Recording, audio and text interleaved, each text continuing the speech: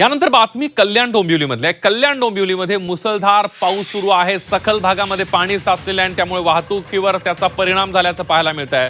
पाणी साचल्यानं अनेक गाड्या बंद पडल्याचंही पाहायला मिळत आहे।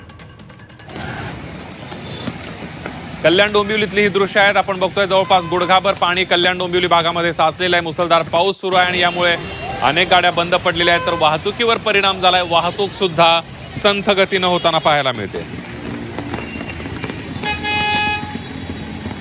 मुंबईसह ठाण्याला देखील जे आहे ऑरेंज अलर्ट दिलेला आहे, तर अनेक जिल्ह्यांमध्ये देखील पावसाने जे आहे धुमाकूळ घातलेला आहे। अक्षरशः पावसामुळे जनजीवन जे आहे विस्कळीत झालेले आहे।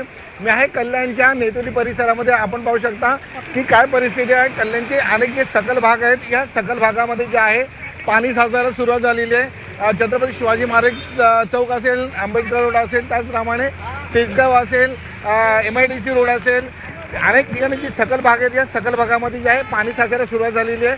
सकाळपासून पावसाची संततधार होती, मात्र एक तासापासून जे आहे पावसाचा जोर हा वाढलेला आहे। मुसळधार पावसामुळे अनेक जे रस्ते आहेत ते जळमळ झालेले आहेत।